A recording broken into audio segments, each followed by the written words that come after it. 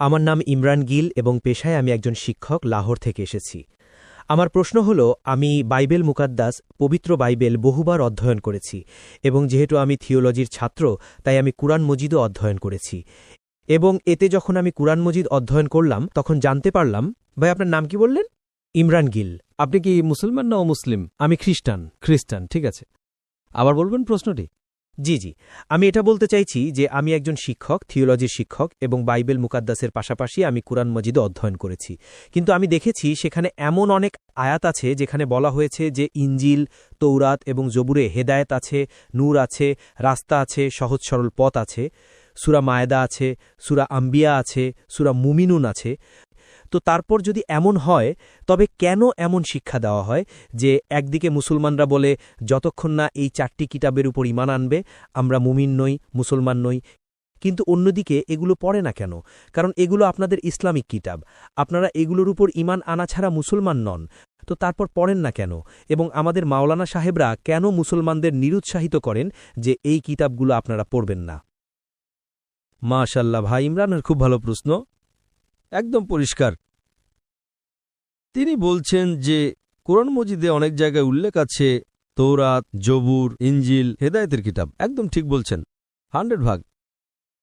মায়দা, বাকারা, অনেক জায়গায় একদম ঠিক। ওনার বক্তব্য হল যে যদি আপনারা মানেন এগুলো কিতাব, তবে মুসলমানের মাওলানারা মুসলমানকে পড়তে কেন বলেন না? কারণ এই কিতাবগুলো বর্তমানে আর নেই। তৌরাত, জবুর, ইঞ্জিল আর নেই। এখন যা আছে তা এগুলোর বিকৃত রূপ। আজকের দিনে আপনি শিক্ষক, আমি ছাত্র। আপনি শিক্ষক তো, আমি তুলনামূলক ধর্মতত্ত্বের ছাত্র। যা কোরআনে লেখা আছে যে ইঞ্জিল আল্লাহর ওহী, আমরা মানি ইঞ্জিলকে আল্লাহর কালাম, বাইবেলকে নয়। বাইবেল কি? বাইবেলের শব্দটা কোথা থেকে এসেছে? বিবলস শব্দ থেকে।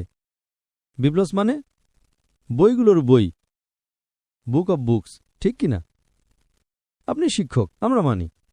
এখন আপনি পড়বেন গসপেল অ্যাকর্ডিং টু মার্ক, আপনি পড়বেন গসপেল অ্যাকর্ডিং টু ম্যাথিউ, আপনি পড়বেন গসপেল অ্যাকর্ডিং টু জন, আপনি পড়বেন গসপেল অ্যাকর্ডিং টু লুক। আমাদের চাই গসপেল অ্যাকর্ডিং টু জিসাস, ঈসা আলাইসাল্লাম। সেটা কোথায়? আমরা চাই যা ঈসা আলাইসাল্লামের উপর নাজিল হয়েছিল। এজন্যই মাঝে মাঝে মুসলমানরা ভুল করে। আমি বলি মাই বাইবেল, তা আরবিতে অনুবাদ করে ইঞ্জিল। আমি বলি ভাই সাহেব, আমি বাইবেলকে ইঞ্জিল বলিনি। এই বাইবেল যা আছে তা ইঞ্জিল নয়। আল্লাহ তাআলা বলেছেন যে যত কিতাব আগে এসেছে তাদের হেফাজত করার ওয়াদা করেননি। কিন্তু সূরা হিজর, সূরা নম্বর 15, আয়াত নম্বর 9 আল্লাহ বলেন যে আমরা জিকির নাজিল করেছি এবং আমরাই এর হেফাজত করব, কারণ এটা শেষ কালাম। যত কালাম আমি আগে বলেছি আমার উত্তরে, যত কালাম কোরআন মজিদের আগে এসেছে কিতাবে লেখা আছে 4টা, তৌরাত, জবুর, ইঞ্জিল, কোরআন। কিন্তু সূরা রাদ, সূরা নম্বর 13, আয়াত নম্বর 38 লেখা আছে যে আমরা প্রত্যেক যুগে একটা কিতাব নাজিল করেছি, প্রতিটি নির্দিষ্ট সময়ের জন্য একটা কিতাব। ঠিক, কিন্তু যত কিতাব কোরআন মজিদের আগে এসেছে সেগুলো শুধু একটা সময়ের জন্য ছিল এবং শুধু একটা জাতির জন্য ছিল। উদাহরণস্বরূপ, যে ইঞ্জিল নাজিল করা হয়েছিল, কোরআনে লেখা আছে যে ঈসা আলাইহিসসালাম বনী ইসরায়েলের জন্য একজন নবী হিসেবে প্রেরিত হয়েছিলেন। বাইবেলেও তার উল্লেখ আছে। তো সেটা সীমাবদ্ধ ছিল। তো যখন সীমাবদ্ধ, আল্লাহ তাআলা সেটাকে সঠিক মনে করেননি যে সেটাকে হেফাজত করবেন। আপনি শিক্ষক, আচ্ছা এডিশন এসেছে, বইয়ের edition, first edition, second edition, third edition, ভাই সাহেব চলে যে শিক্ষক, ঠিক? আপনি কি বলবেন বাচ্চারা ফার্স্ট এডিশন পড়ো? আপনি কি পড়াবেন? লেটেস্ট এডিশন পড়ো। আপনি কি আপনার বাচ্চাদের বলবেন আরে ফার্স্ট এডিশন পড়ো? হ্যাঁ, কিছু লোককে বলবেন গবেষণার জন্য। আপনি কি বলবেন সব বাচ্চারা ফার্স্ট এডিশন পড়ো? কেউ বলবে না। পাকিস্তানে কোনো শিক্ষক বলবে? হ্যাঁ কি না? আপনি কি বলবেন লেটেস্ট এডিশন পড়ো? যদি বিজ্ঞান পড়াচ্ছেন, লেটেস্ট পড়ো। কিছু লোক গবেষণা করে, আপনি গবেষণা করুন কিভাবে ফার্স্ট এডিশন এলো, তো আপনি পড়বেন আমি গবেষণা করছি, আমি পড়েছি বাইবেল। আমি বলি পুরো বাইবেল পড়ার সময় নষ্ট করা পাগলই নাকি? আমি পড়েছি, আপনারা কেন সময় নষ্ট করছেন? আমি আপনাকে সংক্ষেপে বুঝিয়ে দিচ্ছি, বুঝলেন আপনি? কারণ ইঞ্জিল হেদায়েতের কিতাব, কিন্তু সেই সময়ের জন্য, এবং আজ তা সংরক্ষিত নেই। আজ কত ধরনের বাইবেল আছে? বলেন কত ধরনের বাইবেল আছে আপনি জানেন? সেখানে বেশ কিছু সংস্করণ আছে। Quite a few. আপনার ফিউ এর সীমা কি? ফিউ এর সর্বোচ্চ সংখ্যা কি? কারণ এখানে 1 সেকেন্ড হয় 1 ঘন্টা। ফিউ মানে কত? যাই হোক না কেন আমি জানি না। আপনার হিসেবে ভাই আমি পাঞ্জাবে, আমি জানি না সেখানে আপনার ভাই 1 সেকেন্ডকে 1 ঘন্টা বলে। আপনার ফিউ কত হয়? 100, 10,000? 100-র কম। ভুল। আমার লাইব্রেরিতে 200 বাইবেল আছে, 240টি। বাইবেলের হাজার হাজার সংস্করণ আছে। খ্রিস্টান পণ্ডিতদের মতে বাইবেলের 24,000 পাণ্ডুলিপি আছে এবং কোনো দুটি এক নয়। 24,000 পাণ্ডুলিপি, 24,000, এবং কোনো দুটি এক নয়। বোম্বেতে আমার লাইব্রেরিতে প্রায় 240টি বাইবেল ছিল। 100-র কম ফিউ।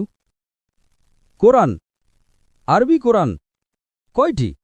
1টি। অনুবাদ, বাইবেলের এই যে অনুবাদ সংস্করণ মূল পাণ্ডুলিপি আলাদা। তো কোনটা পড়তে বলবো আমি তাদের?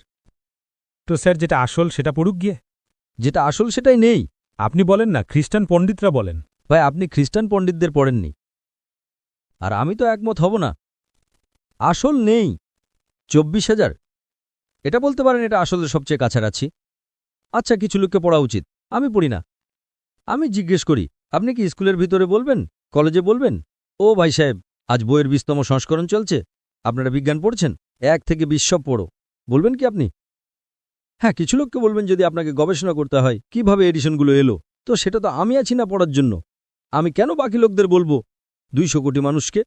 আপনি উত্তর পেয়ে গেছেন। কারণ এইসব কিতাব পরিবর্তন করা হয়েছে। কিন্তু স্যার কুরআনে তো কোথাও লেখা নেই যে এটা পরিবর্তন হয়ে গেছে। একটি আয়াত কুরআনে নেই যা বলে যে এটা পরিবর্তন হয়ে গেছে, বরং সেখানে তো ভালো ইতিবাচক শব্দে এতে পথ আছে, হেদায়েত আছে, নূর আছে, রাস্তা আছে, সহজ সরল পথ আছে। একটি আয়াত কি বললেন? একটি আয়াতও নেই পরিবর্তন হয়েছে। হাদিসে হয়তো থাকতে পারে, কিন্তু এখন আমি বলি সূরা বাকারা সূরা নম্বর 2 আয়াত নম্বর 79।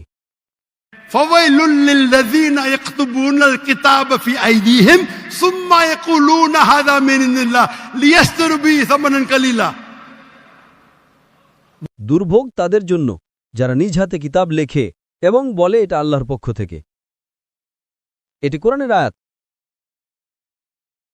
কুরআন কি পরিবর্তনের কথা বলেননি? বলেননি যে পরিবর্তন হয়ে গেছে? আরে কুরআন থেকে হাতে লেখে, ওটাই তো বলেছি না আমি। আসলটা নেই। এইসব যত বাইবেল আছে মানুষের হাতে লেখা, এবং এর উল্লেখ এটা বাইবেলেরই কথা হচ্ছে। এই উল্লেখ যা আছে তা বাইবেলেরই। স্যার আমি কি কিছু বলতে পারি? না, আপনি বলতে পারেন না। দয়া করে বলবেন না। কারণ যদি আপনি ভালো অধ্যাপক হন, আমি 30 বার জিজ্ঞেস করেছি আপনি কি বলবেন এডিশন পড়তে? চুপ করে থাকুন, চুপ করে থাকুন। যদি আপনি শিক্ষক হন, আপনার বিজ্ঞানের 20তম সংস্করণ চলছে, আপনি কি আপনার ছাত্রদের বলবেন সব ছাত্রদের প্রথম 19 সংস্করণও পড়ো? উত্তরই দিচ্ছেন না। তার মানে আপনি সত্যবাদী মানুষ নন। মাফ করবেন, মাফ করবেন, আপনি হকের মানুষ নন। আপনি যখনই ফেসে গেলেন মুখই খোলেন না। দ্বিতীয় প্রশ্ন করেন একটা আয়াত দেখাও, আয়াত দেখালাম, চুপ করে বসে গেলেন। আরে ভাই একটু তো স্বীকার করো। হ্যাঁ দুঃখিত, আমি ভুল করেছি, বিষয় শেষ। সরি বললে মানুষ ছোট হয় না। স্যার আপনি নিজের মতো করে কথা বলছেন। আচ্ছা ভাই, কি পাঞ্জাবে শিখেছেন? আমি আপনাকে জিজ্ঞেস করছি, যদি আপনি বিজ্ঞান পড়তে যেতেন আর 20তম সংস্করণ পড়ানো হতো, কি আপনার পাঞ্জাবে বলে স্বাস্থ্যমন্ত্রী বেটা এখানে শিক্ষাও আছে, কি আপনারা শেখান যে আগের 19 সংস্করণও পড়ো? শেখান কি? এই দুটো যখন ফেসে যায় না, একজন বুদ্ধিমান মানুষ বলবে, অন্তত স্বীকার করবে আমি ফেসে গেছি, মানে কিছুটা তো বুদ্ধিমান। ওই বোকা মানুষ স্বীকার করবে না।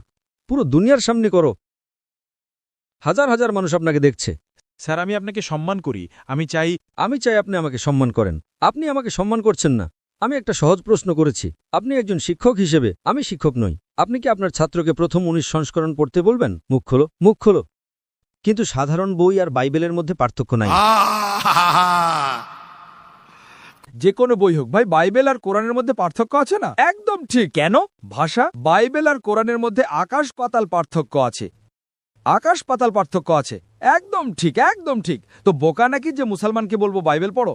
হ্যাঁ, যখন আপনাকে বিতর্ক করতে হবে, যখন দাওয়া করতে হবে, আমি আপনাকে শেখাবো কোন আয়াতগুলো পড়তে হবে। তো আমরা লোকদের সময় নষ্ট করতে চাই না। আপনি ফেসে যান, বাইবেলে তাতে পার্থক্য আছে। কি পার্থক্য আছে ভাই? এডিশনই। তো কোরআনে যা লেখা আছে যে মানুষ নিজ হাতে কিতাব লেখে এবং বলে এটা আল্লাহর কিতাব টাকা কামানোর জন্য। তো আল্লাহ তাআলা তাদের উপর লানত দিয়েছেন। আর আপনার মতো লোকেরা পড়ে আর বোকা বনে যায়, আমাদের মতো লোকেরা বিশ্লেষণ করে। আমরাও পড়ি, বাকি মুসলমানরা নয়। আমি পড়ি, বাকি মুসলমানদের পক্ষ থেকে আমি পড়ি। আমি ফরজে কিফায়া করছি, ফরজে কিফায়া। স্যার আপনার কথা মানবো নাকি কোরআন মজিদের কথা মানবো? কোরআন মজিদে লেখা আছে, কোরআন মজিদে লেখা আছে ভাই। আমি কোরআন মজিদের কথা বলছি। কোরআন মজিদ বলে কুনতুম খায়রা উম্মাতিন উখরিজাত লিন-নাস, যে মুসলমানরা মানুষকে হকের দিকে ডাকো। কোরআন মজিদ বলে তাআলাউ ইলা কালিমাতিন সাওয়াইন বাইনানা ওয়া বাইনাকুম, আসো সেই কথাই যা আমাদের ও তোমাদের মধ্যে এক। যদিও আপনার বাইবেল বদলে গেছে, তবুও আমি আপনার বাইবেল পড়ে সাদৃশ্য বের করি। আপনার পাদ্রী যদি কোরআনকে আক্রমণ করে তবে আমি ডিফেন্ড করি, নয়তো আমার যত, আপনি দেখবেন আমার লেকচার আছে ইসলাম এবং খ্রিস্টান ধর্মের মধ্যে সাদৃশ্য, হিন্দু ধর্ম এবং ইসলামের মধ্যে সাদৃশ্য। আপনাদের উইলিয়াম ক্যাম্বেল আমেরিকা থেকে বই লিখেছিলেন যে কোরআনে 38টি বৈজ্ঞানিক ভুল আছে। তো আমাকে বাধ্য হয়ে যেতে হলো। আমি তো এটা 2000 সাল, আমার বয়স মাত্র 35 বছর ছিল তখন, এবং গিয়ে বিতর্ক করলাম আমি তার সাথে। আলহামদুলিল্লাহ তিনি স্টেজে স্বীকার করলেন ডক্টর জাকির নায়েক বাইবেলে এত ভুল বের করেছেন, আমাকে আবার বাইবেল পড়তে হবে। সত্যবাদী মানুষ ছিলেন, আপনার মতো ছিলেন না। তো আমি কি মিথ্যা বললাম আপনাকে? আপনি তো অপমান করছেন আপনার সেই লোকদের যারা প্রশ্ন করছে। আমি খুব ভালোভাবে প্রশ্ন জিজ্ঞেস করলাম, আপনি অপমান শুরু করলেন। আমি এটা সহজভাবে বলছি ভাই, আপনি যে করছেন না, আপনি যা করছেন না, তর্ক করছেন। আমি আপনাকে সুযোগ দিচ্ছি, মাইক বন্ধ করছি না এতক্ষণ। রাত 12:30টায় কোনো খ্রিস্টান মিশনারি 20,000-এর সমাবেশে অনুমতি দেবে প্রশ্নোত্তর করার জন্য? তারা তো শুধু লেকচার দেয়। অপমান করছি?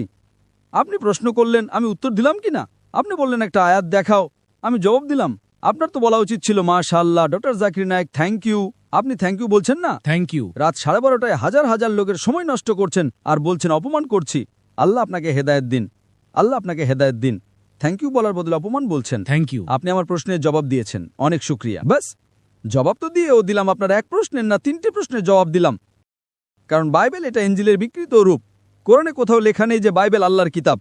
কোরআনে লেখা আছে ইনজিল। আজ ইনজিল আসল রূপে আর নেই। আজ যে বাইবেল আছে তা ইনজিলের বিকৃত রূপ। তার জন্য কিছু মুসলমানের গবেষণা করা উচিত, আমি করি, এবং বড় বড় পাদ্রীদের সাথে বিতর্ক করা উচিত যাতে তারা দিনের দিকে আসে। সব মুসলমানের সময় নষ্ট করার দরকারই নেই। এবং যখন আপনি বললেন একটাও আয়াত দেখাও যা বিগড়ে গেছে, ওটা তো বলে দিলাম যে মানুষ কিতাব লেখে।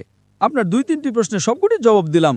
শেষে আপনি থ্যাংক ইউ বললেন। ভালো, আল্লাহ আপনাকে হেদায়েত দিন। আমি আপনাকে ভালোবাসি। আল্লাহ আপনাকে পথ দেখান যাতে আপনি সঠিক পথে আসেন। আপনাকে অনেক ধন্যবাদ। আমি আপনার জন্য যিশুর নামে প্রার্থনা করব। ধন্যবাদ।